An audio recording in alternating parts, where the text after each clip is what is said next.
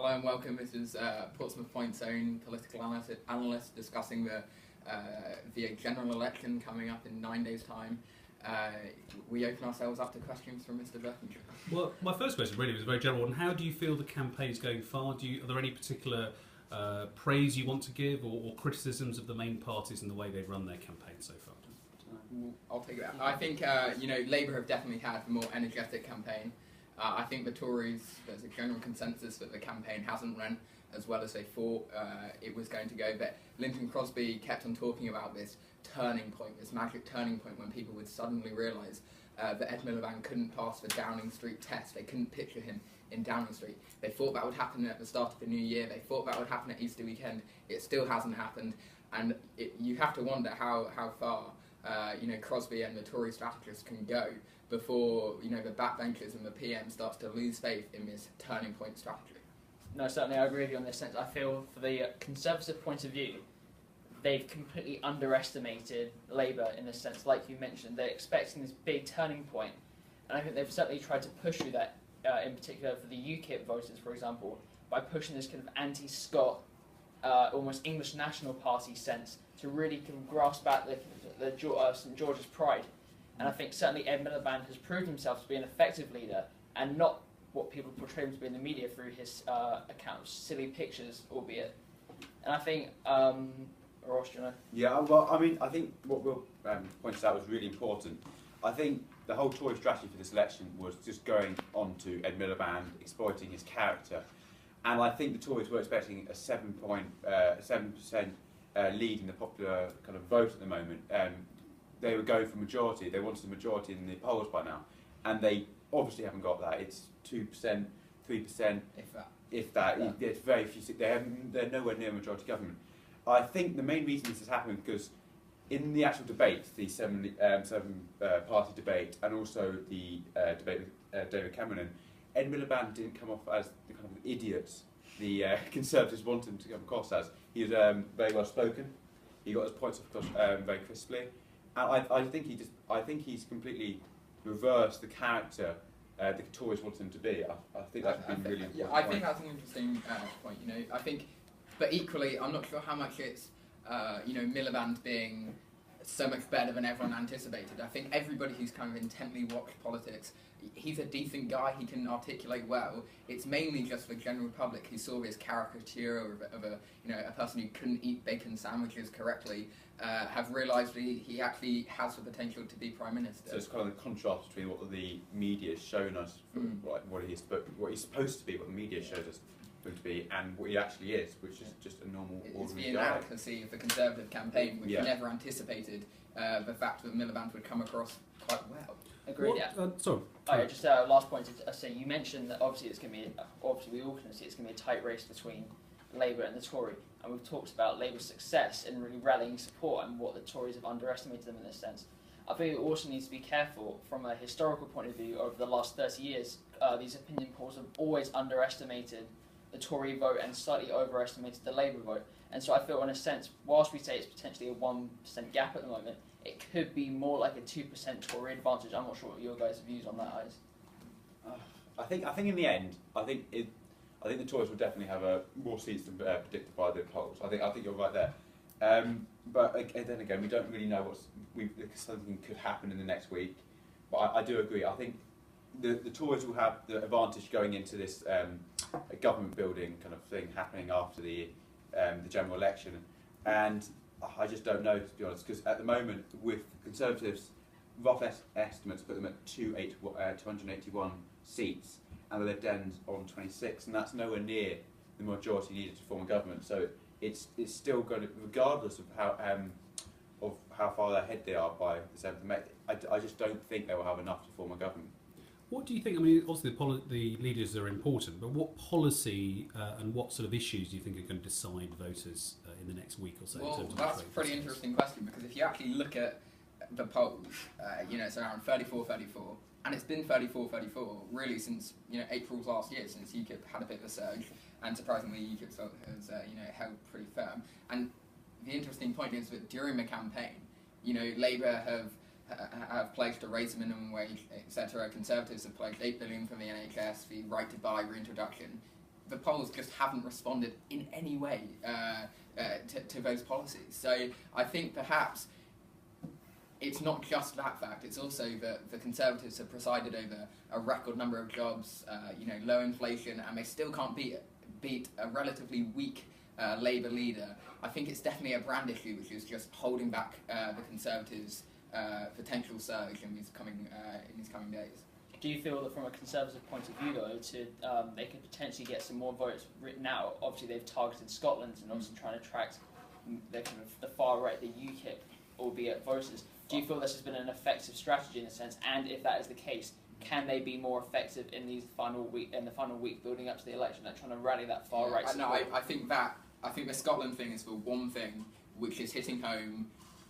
It's too late, in my opinion, to win back voters who think Conservatives are the party of the rich. That brand, was really secured since Osborne cut the top rate of tax in the omni-shambles budget. But they can still win back, the UKIPers, the non-voters who are terrified of the prospect of, a few Scottish people, sending a strong cohort of SNP MPs and basically ruling England as well. Well, I think talking about getting the UKIP voters back, I think it wasn't that big a policy announcement, but the inheritance tax, when they announced £1 million, homes up to £1 million will be inheritance tax free. I think that's an interesting way of clawing back the maybe older UKIP voters, but they've turned to UKIP in the last 5 years.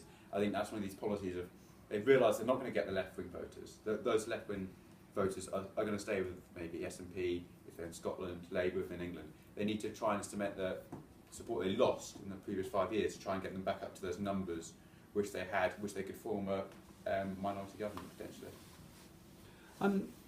In that sense, does anyone think there is any chance of any party having a majority, or how do you envisage things panning out next week? Well, I think it's a fool who predicts his general election, but I think there's only been 2 hung parliaments since post-war politics, so it would be foolish on the one hand to say, there's no way there's going to be a majority, but on the other hand, it would be foolish looking at the polls to say one party's going to run away with it on the final day.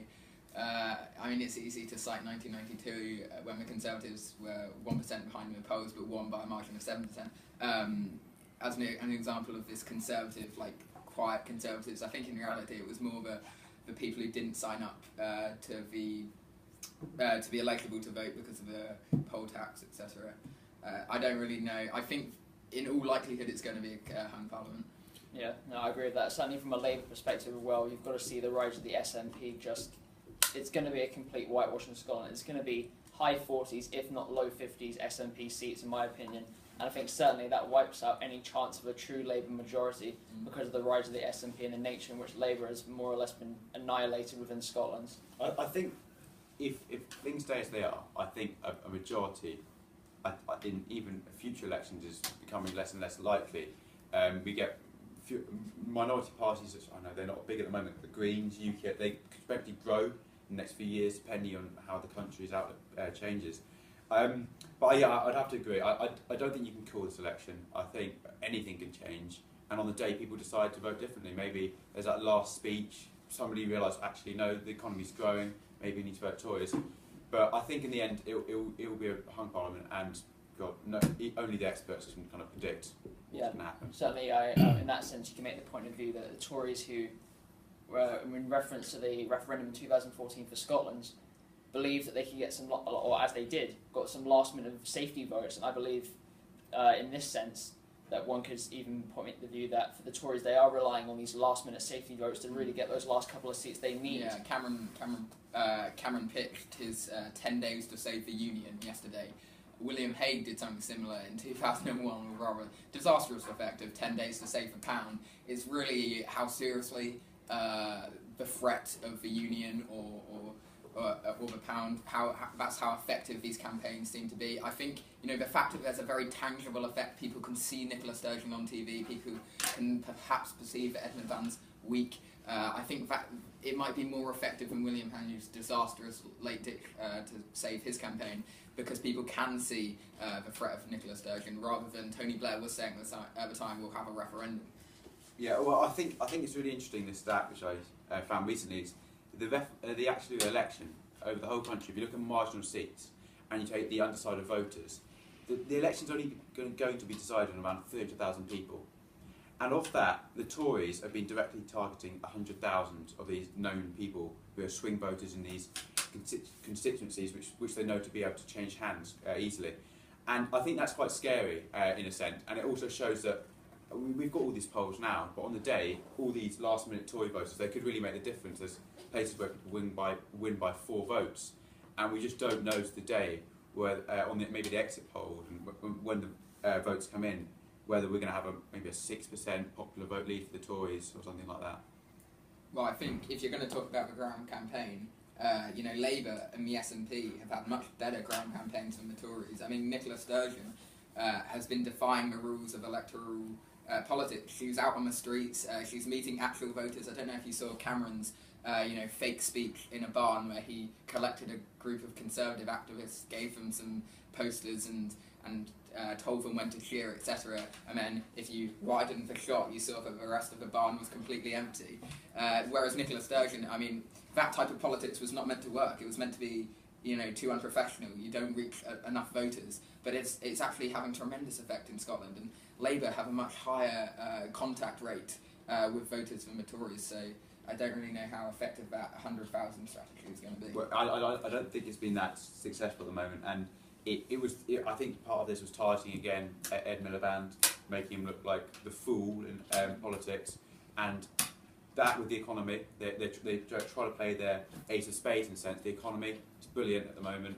Well, figures have just slashed it in half, but yeah, I think that it just hasn't worked. I think the whole Tory plan, the grand plan they put out last year, it just hasn't panned out, and in the end, they were looking for a majority, and they just haven't got it. I think certainly one of the reasons potentially why it could be failure is the sense of, in order to, like I mentioned before, to rally up the support of the far right, the Tory party, or should I refer them as the English National Party in this context, have preached this anti-Scottish message, this idea that the SNP will come down and pick the pockets of English, and I think this is completely absurd. And certainly, I won't dive into the realms of that, but the fact that now he's talking about protecting the union, there's no way the Tories are running on an anti-unionist. They are now an anti-unionist party, and I think certainly this flip-flopping of David Cameron. We talk about Ed Miliband being the kind of the goon of all British politics, but it turns out that David Cameron, who can't make his own mind up, just to rally cheap support towards the end, I think is a completely ineffective tactic. That's one which the Tories have employed nonetheless. I think sadly we have to finish on that there. party So political